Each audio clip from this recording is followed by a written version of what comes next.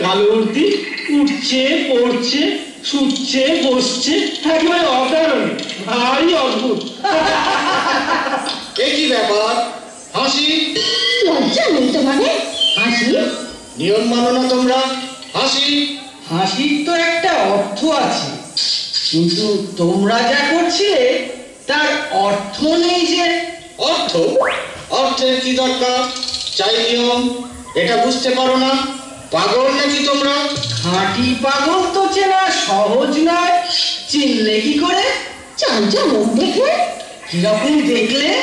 দেখলেন কেবল চলনটাই আছে তোমাদের, চালটা নেই। আর তোমাদের বুঝি চালটাই আছে, চলনটা নেই? জানো না, চালটা অতি প্রাচীন, চলনটাই আধুনিক। অবকাণ্ড, অর্বাচীন, অজাত শস্ত্র। গুরু মশাইয়ের হাতে মানুষ হওনি, কেউ বুঝিয়ে দেয়নি। রাস্তায় ঘাটে খানা আছে, ডোবা আছে, কাঁটা আছে, খোঁচা আছে। চলন জিনিসটার আপদ বিস্তর। এ দেশটা তো গুরু মশাইয়েরই দেশ, স্মরণ নেব তাদের। এবার তোমাদের পরিচয়টা? আমরা বিদেশি। ব্যাস, আর বলতে হবে না। তার মানে তোমাদের জাত নেই, কুল নেই, গোত্র নেই, গান নেই, জ্ঞাত নেই, গোষ্ঠী নেই, শ্রেণী নেই, পক্তি নেই। কিছু নেই, কিছু নেই, সব বাদ দিয়ে এই যা আছে দেখছই তো। এখন তোমাদের পরিচয়টা? আমরা ভুবন বিখ্যাত তাস বংশীয়, আমরা ছক্কা শর্মন।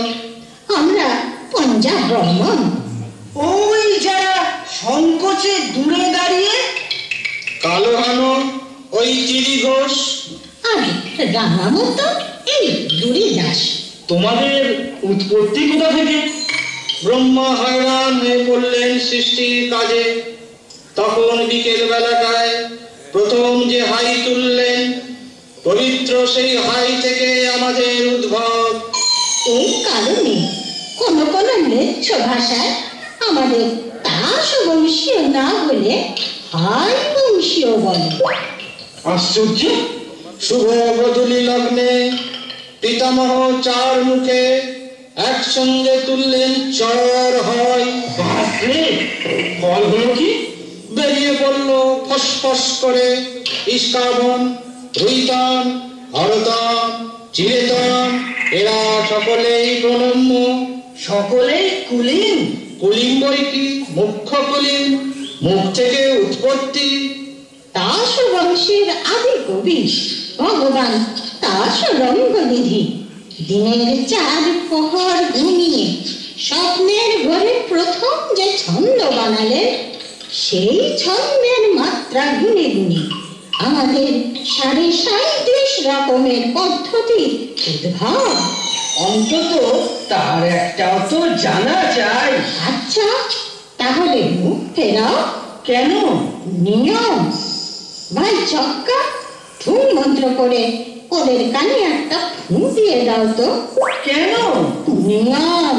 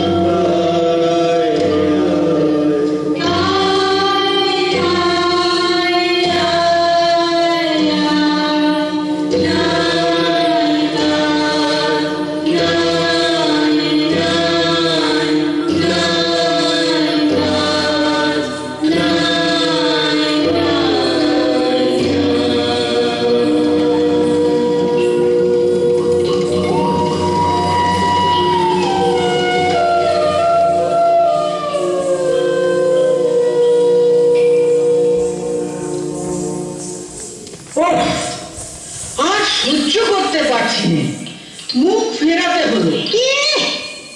ভেঙে দিলে মন্ত্রটা, অশুচি করে দিলে। অসুচি? অশুচি নাম তো কি? মন্ত্রের মাঝখানটায় বিদেশি দৃষ্টি পড়লো। এখন উপায়? বাদুড়ে খাওয়া গাবের আটি পুড়িয়ে 3 দিন চোখে কাজল পড়তে হবে, তবেই স্বর্গে পিতামহের উপোস ভাঙবে। বিপদ ঘটিয়েছি তো। তোমাদের দেশে খুব সাবধানে চলতে হবে। একেবারে না চললেই ভালো হয়, সূচি থাকতে পারবে। সূচি থাকলে কি হয়? কি আর হবে? সুচি থাকলে সুচি হয়, বুঝতে পারছো না? আমাদের পক্ষে বোঝা অসম্ভব।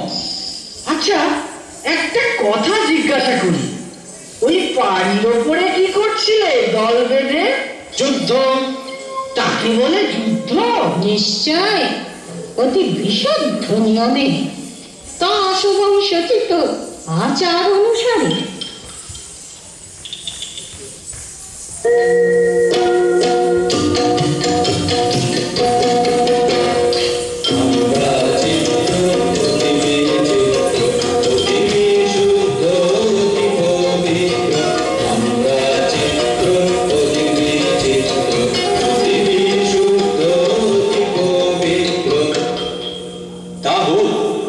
যুদ্ধে একটু রাগারাগি না হলে রস থাকে না।